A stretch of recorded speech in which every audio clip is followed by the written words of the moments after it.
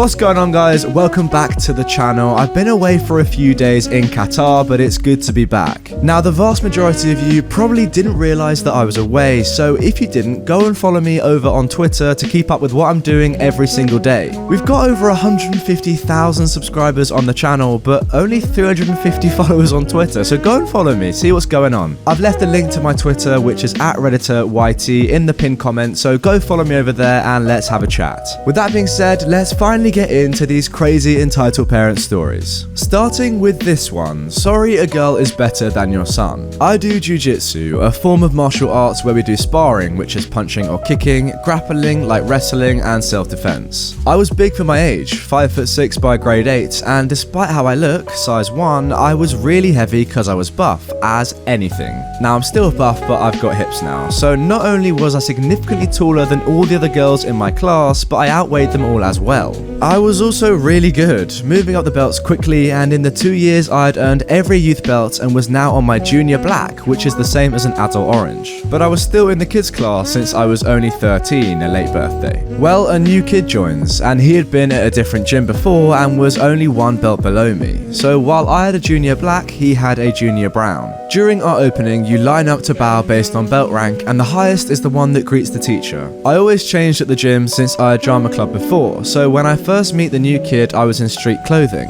He started going on about how great he was, etc., and could teach me something. I thought, cool, he is from a different gym, so he must know different combos and stuff. I run down to the changing room and get dressed and join the other kids in the line. He's at the head of the line and I step in front of him. The highest belt goes first? Yeah, I'm a black and you're brown, so I go first. What? No, I'm supposed to be the highest. I shrugged and did the opening like I was supposed to because I'm a keener and always want to be on the good side of my teachers. This happens for every class. Other roles of the highest belt are to get the gear out for others, help lead warm-up, and be used when the teacher shows a new technique. I do it all since I'm the highest belt. Now, when it came to sparring and grappling, we often had odd numbers, so I would work with the teacher and he would show me new advanced stuff because due to my size, when I compete, I often went against people much older than me. Or I worked with new white belts and showed them the basics as I could be trusted to go easy and I also knew my stuff. Now this only made the entitled kid angrier as I got special attention, which I 100% did. But I also went out of my way and came early or stayed late to practice, so my teachers knew I was serious and was treated accordingly. Skip ahead and it's grading. The entitled kid was there and was going for his junior black. I was there to help and be the dummy for him to show his techniques on. After this, when he was leaving, he told me not to get used to being top belt since now we would be the same. Little did he know. All the kids left and the adults came for their grading. I stayed. I was going for my adult green. What the entitled kid did not know was that when I worked one-on-one with the teachers, I was learning stuff from the adult class. My goal was that by the time I hit high school, I would move to the adult class, so I wanted to learn as much now. Belt presentation comes, and we line up and are all handed our belts. EK gets his junior black. So now we have the same. A junior black is equal to an adult orange. The entitled kid looked at me with a smirk like he was going to be the new top dog. Then I got my adult green and the smirk was gone. That day his mum was there. I still remember what happened because I was so annoyed they treated me like trash due to a stupid reason. Teacher, how is it that she has a higher belt than my son? He's now a black belt. Is that not the best? Well, yes and no. In the kids class, a junior black is the highest. But after that, there are adult belts. And EC McGee in 1997 is working on her adult belts. That's not right. This is a kids class. She can't do that. Yeah, unfortunately due to her age, she is too young for adult class. Still, she wants to learn though. Well then teach my son so they are the same. Do you have any idea how embarrassing it is for him to have such a scrawny girl ahead of him? He is a man, you understand?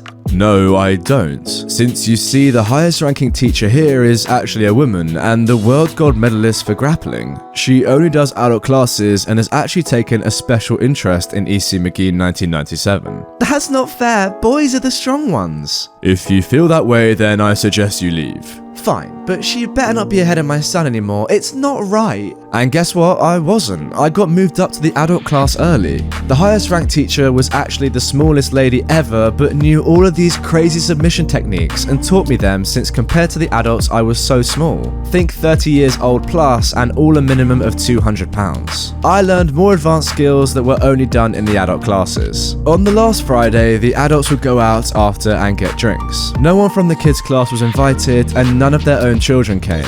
But little E.C. McGee 1997 was right there having a Coke while they drank beers. I was quickly adopted by the older guys, and when we went out, they told the servers a crazy story about how we are actually all one big family. And each time the roles changed, with me always being someone's daughter, with kick-butt teaching being my mum, so I never paid for my food or drinks. The entitled kid caught wind that I was in the adults class and was now going to special events and trainings like what to do in a knife fight, and both he and his mum were annoyed.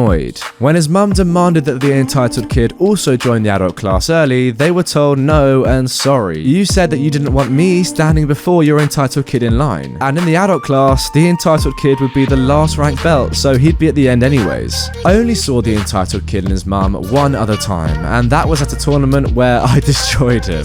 I like this story a lot, you know. It's good to never judge a book by its cover. Not only was this girl better than all the other kids, including boys in her class, but the head of the whole dojo was a tiny, scrawny woman. That just proves that you don't have to be strong to be good at karate. Anyway, moving on to our next story. Now, this entitled parent is even worse than the first one. You have a cyst on your brain and can't work normal hours due to the pain? Watch my kid. As a bit of background, my aunt is only a few years older than I am. She married her husband several years ago and they ended up having a kid together. Now, I love my niece to pieces. She is the cutest and always melts my heart. That said, her parents leave much to be desired. For the past few years, I have been dealing with a chronic illness that ended up with me having to have several surgeries. My aunt and her husband have always acknowledged my issues, but usually feigned indifference, always wanting to know why I didn't hang out with them or seen them more often rather than how I was actually holding up. I just chalked it up to the fact that they didn't really quite understand what I was going through. This belief was destroyed when, several months ago, I was in a car crash and started experiencing intense migraines that happened without warning and seemingly without a cause. My migraines would usually hit around 1 PM and would last for the rest of the day. It reached the point where I was working part of the day at the office and finishing what I could at home. During this time, my family was updated with my progress and how I was doing. Eventually, I had an MRI done and it was found that I had 2 benign cysts on my brain that was causing all of my pain and issues. Because of this, I was rarely up past 9:30 PM as I just wanted to sleep my pain away and wake up feeling slightly normal. Now this is important. My aunt and her husband are fairly well off, to the point where he doesn't think of anyone else except himself and his own selfish desires, and will willingly rub his wealth into others' faces. She grew up in a fairly poor household, so she absolutely loves having money and the security that comes with it. I don't blame her as I understand that feeling, but she allows it to take over. But no matter how much money they have, they are constantly looking for friends and family to provide free childcare so they can go out and drink with their friends. Here's where the entitled parent part comes in. While dealing with my medical problems that they were well aware of at this point, they texted me several times, asking me to come over and watch their daughter while she slept so they could go out and party with friends at a local nightlife bar. She'll be sleeping, you won't have to worry about anything. Just come over and stay until we come home around midnight or so, it'll be really easy. I would gently remind them that I go to bed around 9:30, that midnight is way too late for me to be up, and that I have a hard enough time taking care of myself without my boyfriend helping out, let alone imagine being responsible for a 2-year-old. I ended up having surgery to drain one of the cysts last week, to which I sent my aunt a photo of me the day before, and she replied with, "You look really pretty for someone apparently having surgery tomorrow." I mean, what? And thought that this would finally be the end of the free babysitting questions. I mean, brain surgery, am I right? Who in their right mind would ask someone who just had brain surgery to watch their child while they're healing? You guessed it. 2 days after I had been discharged from the hospital, 5 days after surgery, I saw her husband. Granted, I was definitely hopped up on pain meds and looking really well for someone who just went through what I did, but that doesn't excuse any of his behavior. We were talking about how I was told by my doctor to keep active and moving to reduce the risk of blood clots, and he looks at me and we have the following conversation. Hey, you can go on walks with Aunt. I'm sure she would love that. That's a great idea. I would love to spend more time with her. You guys could even take the kid on walks with you. Even better, we can get some real bonding time in. You know, you can even take the kid by yourself so we can have a break and do things without her. Don't worry, she's a really smart 2-year-old. She knows the difference between pretend ouchies and real ouchies. It's perfect.